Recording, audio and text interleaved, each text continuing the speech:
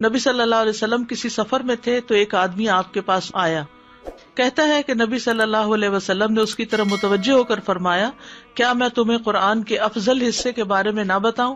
پھر آپ نے اس پر الحمدللہ رب العالمین کی تلاوت کی. اس جیسی صورت نہ تورات میں نازل ہوئی نہ انجیل میں, یہی سب مثانی ہے. اور اللہ تعالیٰ فرماتے ہیں کہ یہی صورت میرے اور میرے بندے کے درمیان تقسیم شدہ ہے, اور میرے بندے کو وہی ملے گا جو وہ مانگے گا. تو وہ کیا مانگتا ہے؟ ایاک نعبد و ایاک نستعین, اللہ کی مدد مانگتا ہے جو بھی مشکل اس کو پیش آئی ہو. حدیث میں یہ بھی آتا ہے جب بھی آپ ان دونوں میں سے یعنی سورۃ الفاتحہ اور البقرہ کی آخری آیات میں سے کوئی دعائیہ جملہ پڑھیں گے تو آپ کو مانگی ہوئی چیز ضرور عطا کی جائے گی, جیسے اہدنا الصراط المستقیم یا غفرانک یا ربنا لا تحملنا ما لا طاقت لنا بہ. دیکھیں نا, بیمار جب ہوتا ہے انسان تو اپنے اوپر بھی بوجھ بن جاتا ہے اور دوسروں پر بھی, اور کچھ کام نہیں کر سکتا. تو اس وقت انسان جب آخری آیتیں پڑھ کے دم کرتا ہے تو کیا مطلب ہے ان کا کہ اللہ ہم سے ایسا بوجھ نہ اٹھوانا جو ہم اٹھا نہیں سکتے. تو سورۃ فاتحہ جو ہے یہ مؤثر رقیہ ہے, مؤثر, ویری افیکٹو, لیکن اس کے لیے خلوص اور سچائی کے ساتھ سمجھ کے پڑھنا ضروری ہے.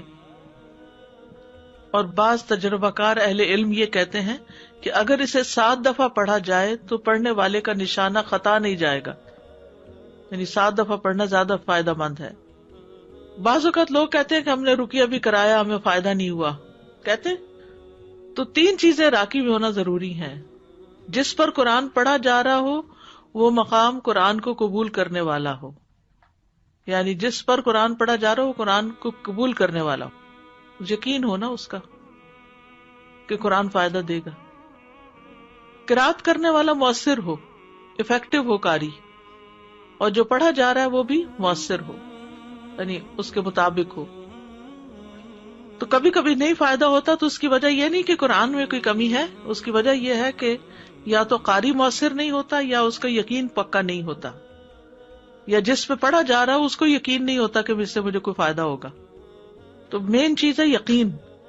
جیسے اگر آپ کو کسی ڈاکٹر کی دوائی پر یقین نہیں ہوتا نا, کہ لے تو لیتے ہیں مجبوری کے مارے, اور ساتھ ہی آپ سوچ رہے ہیں اس سے فائدہ نہیں ہوگا, یہ اس نے پھر مجھے وہی لکھ دی ہے, تو جو کہ وہ پوچھے گی تو اس لیے میں کھا لیتی ہوں, لیکن اس سے فائدہ ویسے ہونا کوئی نہیں.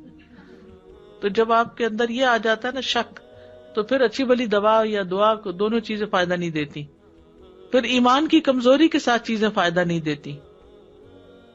تو سورۃ فاتحہ میں ہم دیکھتے ہیں کہ اللہ کے نام بھی ہیں, آخرت اور توحید کا ذکر ہے, دعا بھی ہے, مخلوق کی 3 قسموں کا ذکر بھی ہے, ان کے دلوں کا تذکرہ بھی ہے, تقویٰ اور کفر.